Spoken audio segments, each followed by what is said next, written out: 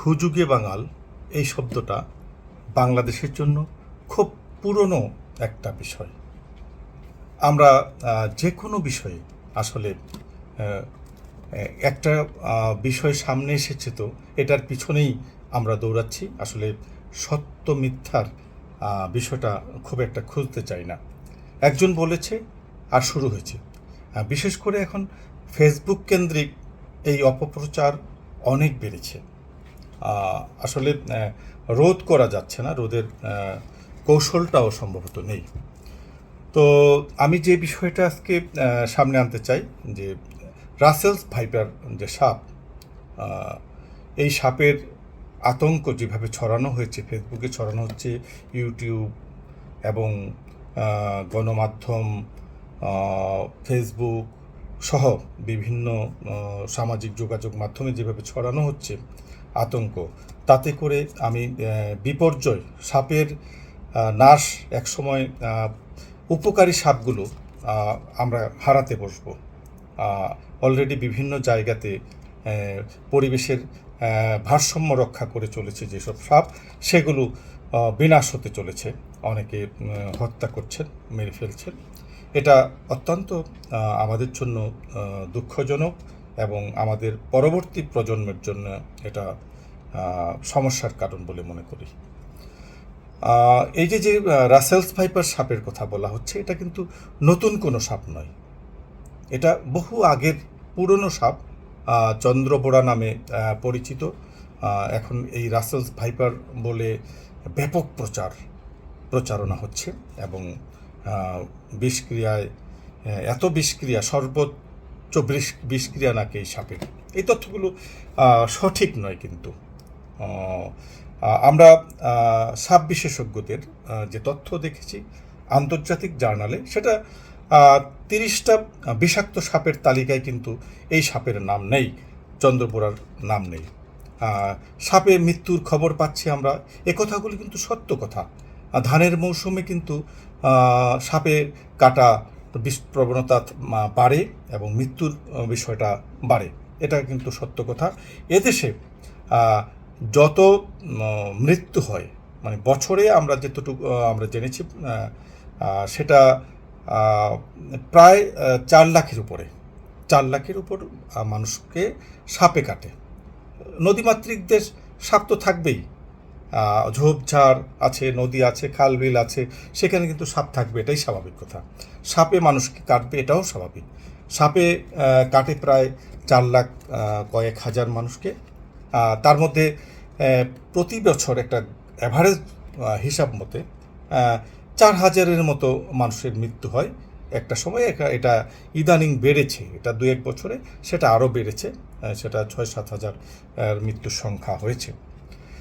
তো এবারও কিন্তু এই ধান কাটার মৌসুম, গরমের মৌসুম, বর্ষার মৌসুমে এসে কিন্তু সাপের যে আগের প্রবণতা, আগের সাপের বেড়ে যাওয়ার প্রবণতা, সেটা বেড়েছে যতটুকু, তার থেকে আতঙ্ক বেড়েছে।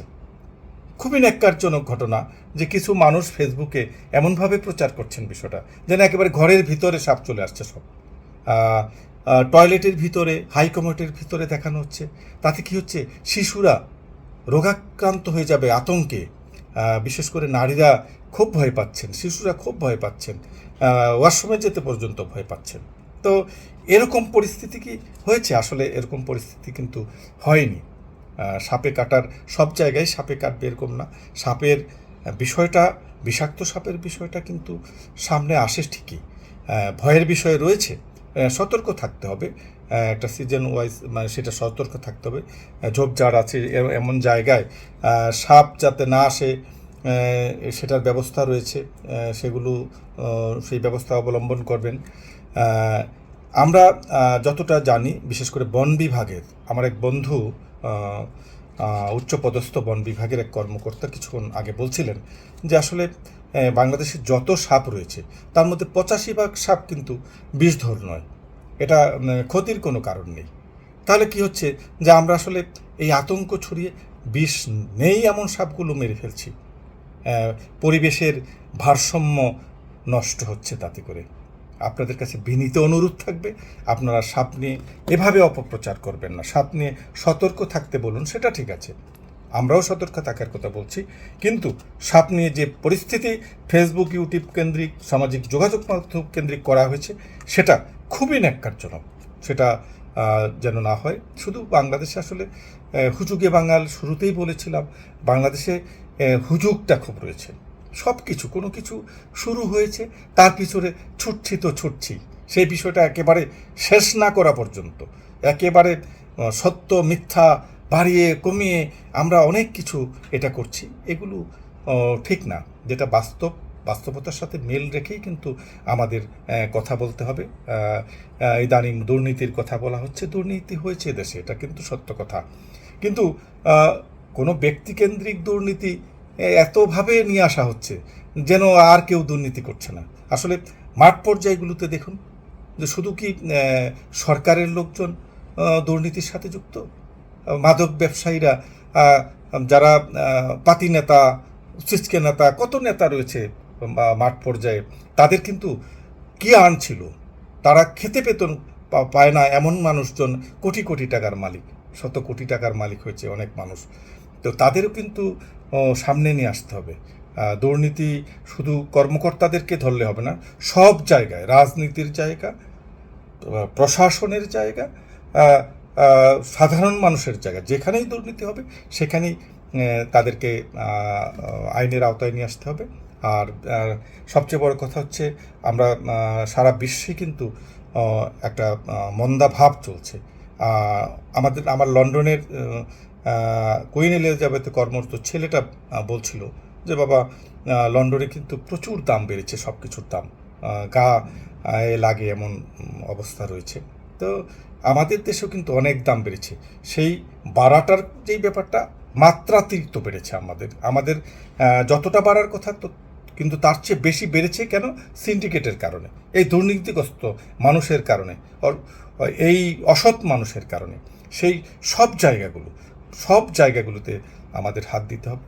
একজন মানুষকে নিয়ে শুধু আমরা প্রচারে লিপ্ত থাকব বা দুর্নীতি করলে তার ছাড় দেওয়া যাবে না, এটা একদম ক্লিয়ার কথা। কিন্তু যারা খাদ্য নিয়ে দুর্নীতি করছে, যারা খাদ্য নিয়ে সিন্ডিকেট করছে, তাদের কয়জনের সাজা হয়েছে, এই প্রশ্নটা আমি রেখে শেষ করতে চাচ্ছি। ধন্যবাদ সবাইকে। আসসালামু আলাইকুম ওয়া রাহমাতুল্লাহি ওয়া বারাকাতুহু।